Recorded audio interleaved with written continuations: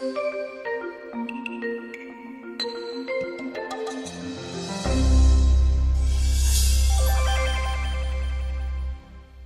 thanks everyone and welcome to my demonstration on romancing monochrome.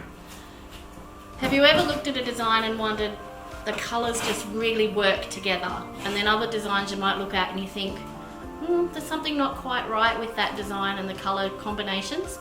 Well, the secret to that is the colour wheel, and I've painted a big colour wheel because little ones are just no good. And colour wheel dates back to Isaac Newton in about the 1665 era, when he discovered white light, and then the colour spectrum was there as well. So the colour wheel we use today is basically unchanged from the 1600s, which I think is pretty amazing that over that amount of time it hasn't changed.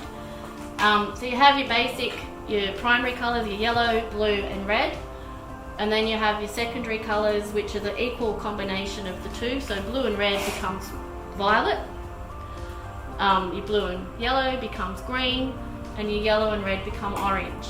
And then your tertiary colours are the guys in between there. So your mixture of yellow and orange becomes yellow-orange, and so forth around the wheel. So what I'm doing today with romancing monochrome is I've chosen red as my main hue or colour for today.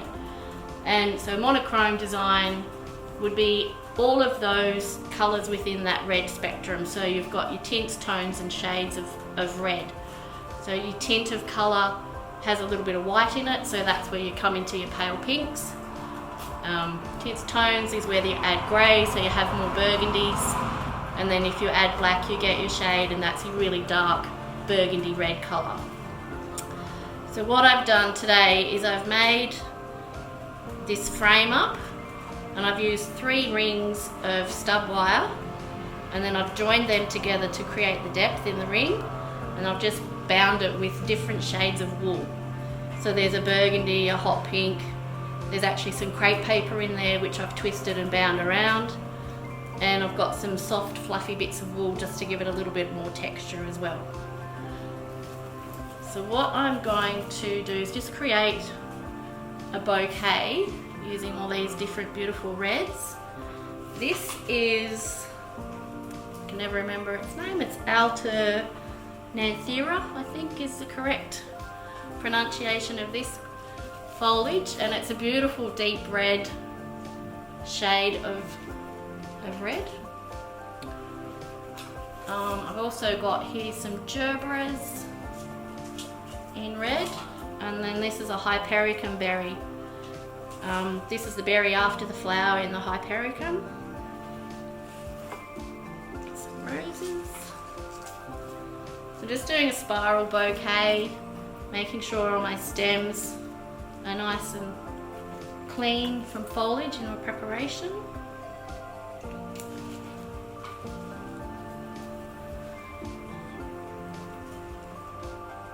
So the reason I chose red is we're coming into Valentine's Day.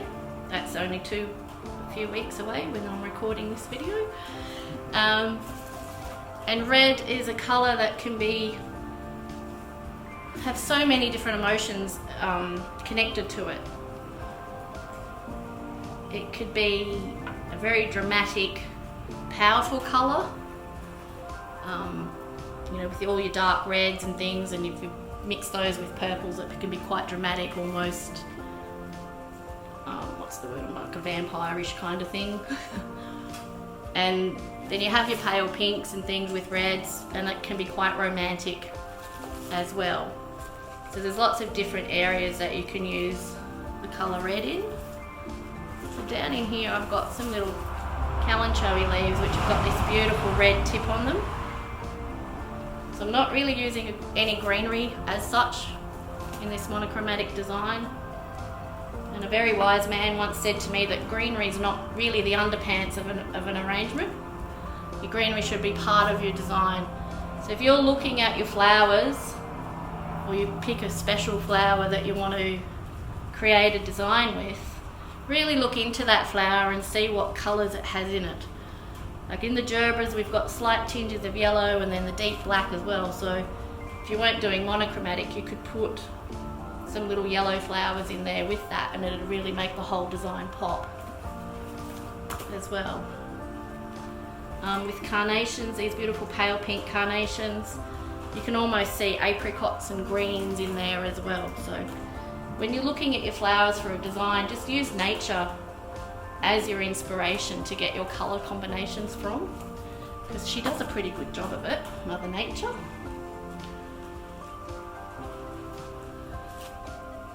Other things you need to think about with colour is the different contrasts within your colour.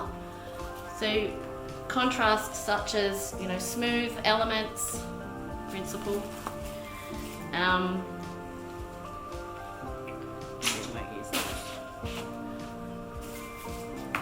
so get a mixture of contrasts in texture in there too. So I've got the shiny berries, the matte finish of the leaves,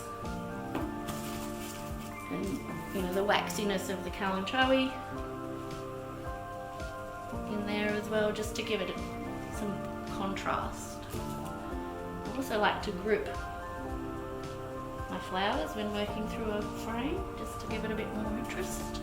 Create smooth areas for the eye to rest on as well.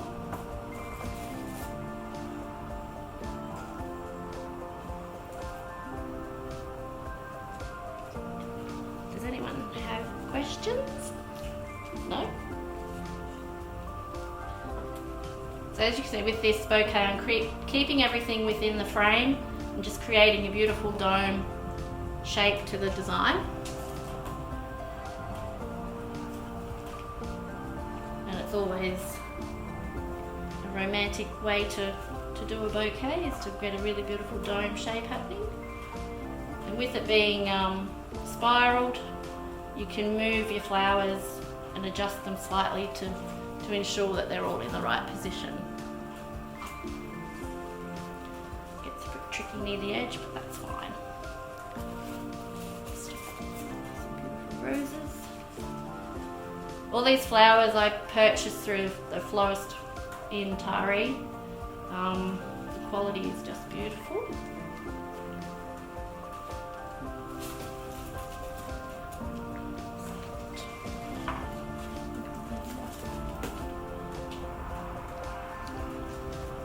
When you're looking at your botanical material, always make sure you get, you know, as perfect material as you can within your designs, especially for competition work.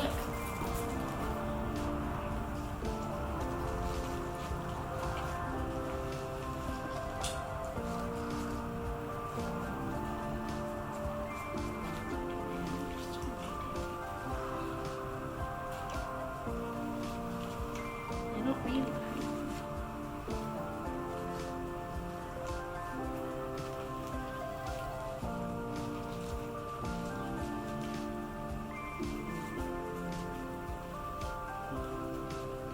Spiral, you can just manipulate as you go.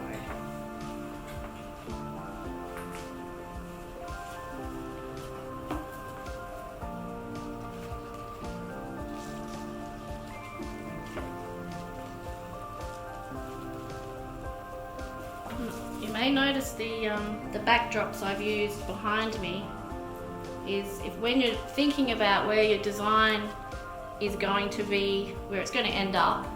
Is it a gift for someone who has a very eclectic, bright house? So it's going to, you know, stand out, pop out against their hot pink walls, for example? Or are they a bit more neutral in their colour tones, and so you just want something that's going to sort of blend in with their decor a little bit more?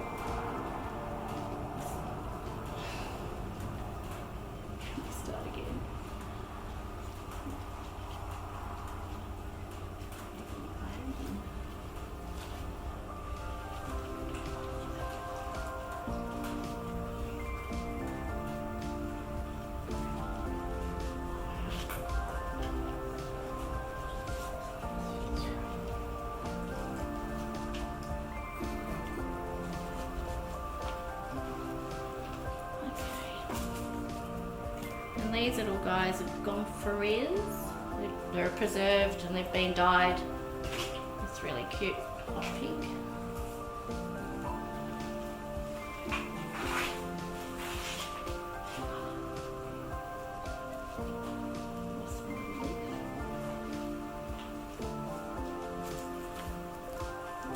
And they just add a little bit of movement as well with the flowers.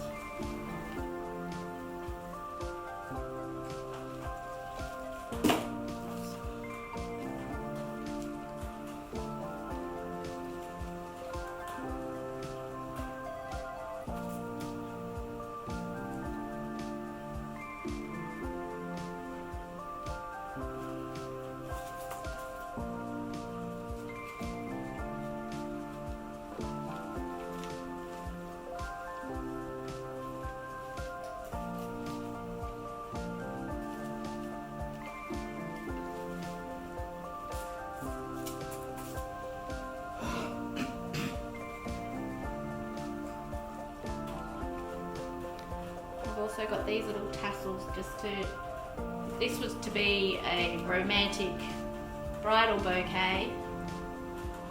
You want to add a little bit of interest and movement within the design. The bride's walking.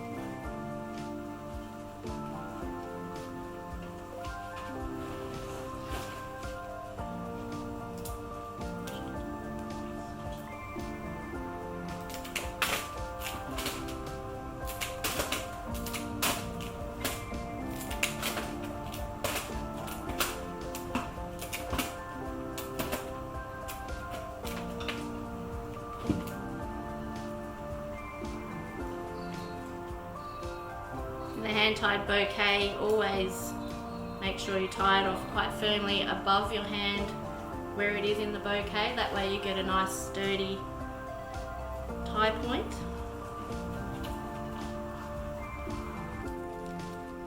With your hand-tied, you can still, even though that's well bound, you can still move them around a little bit. Talk up. Sorry. A well-made bouquet should stand. If I cut it straight, yep, there we go. So that's why they call it a Strauss bouquet, because it looks like a lady who's doing a waltz and her skirt's flowing out and around. So that's my hand-tied monochromatic bouquet. And if I just... Yes. Things here, and we'll stage it.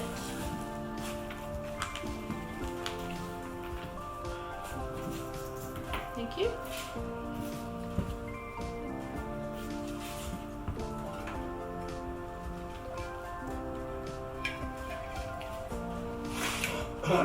So with this against a black backdrop, it's quite a dramatic design.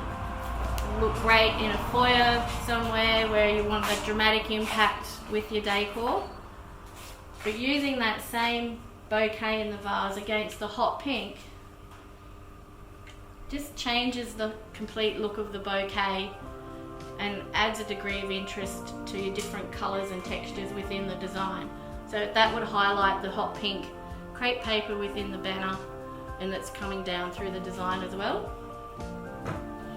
And then if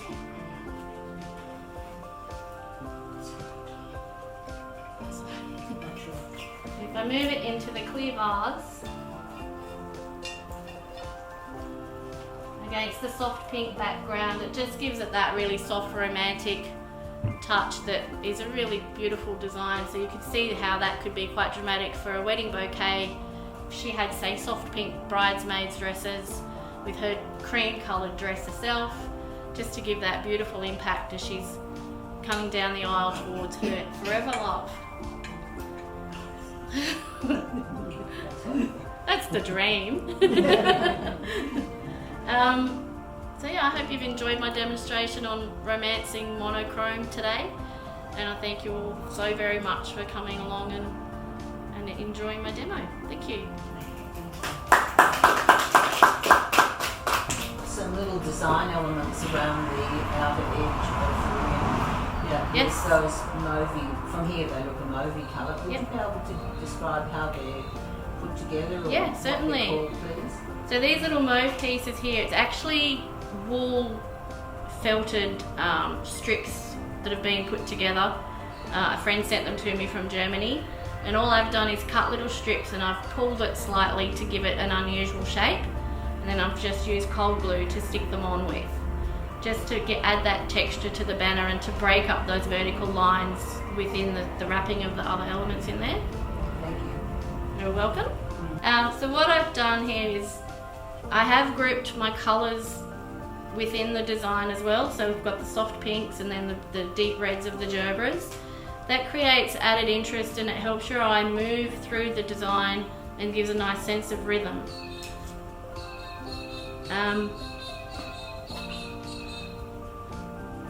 I've also mentioned textures, so the soft or the shiny areas of the Hypericum berry create a little bit of a rest for your eye, and they're grouped within the design as well. For me, the dominance within this design is the actual colour red. Even though it's a monochromatic design and we have pale pinks and things in there, the red is the dominant feature of the design. And we have another question up the back. May I ask how you have Gomphrena that's that colour? The Gomphrena is actually been preserved and dyed. Yeah, so and it fits in really beautifully just to complement everything as well. Have dried materials been, very popular lately? Dried materials and preserved materials are hugely popular at the moment. They're really widely used, and you can get all sorts of different plant varieties with them now than what you could say 30 years ago when they were popular back then. Lots of fan palms, and your amaranthus looks amazing when it's been preserved and dyed as well. So yeah, they're very popular. Would you have used the Gomphrena in its original colour, the purpley colour in that bouquet, or do you think that's too stark, or would you have liked to have it down paler into a mauve? I wouldn't have used any other colour in this design bar red tints, tones and shades. So if it was to be a complementary colour design, then certainly you would use the mauves in that with the red. It would be quite striking, but not for monochromatic. That's good design. Thank you. Yes, And when you were choosing all those flowers to bring this bouquet together, how mindful of you were of different sized flower elements? Because gerbera are the largest ones there. Yeah. So yeah. So yeah, the choice of flowers with different size flowers, different textured flowers as well, should always become an important part of your design as well. So the gerberas are quite large, and I've only limited that to 3 to make a feature of them, and then use the other flower shapes to just complement the gerberas. So they're quite a beautiful big fluffy flower, not so fluffy. But I was very mindful of the sizes and the scales of the items I was using, or what I chose to use. Even though this bouquet is really beautiful and has some great textures and combinations in it, if you wanted to take your bouquet with another option, you could always include absolute stunning stem of Phalaenopsis orchids, also within that red monochromatic colour scheme. And we'll just attach a little wire in there without stabbing that gerbera, just to bring that stem of orchids down into the bouquet. It just adds a beautiful line of movement through there, and it leads your eye down into the tail of the wool and everything. If I was using this bouquet for a wedding, I would also bind it with the wool so the bride has a really nice comfortable hold on the bouquet when she's carrying it for the whole day. So So adding that phalaenopsis just adds a degree of class to the bouquet as well. Thank you.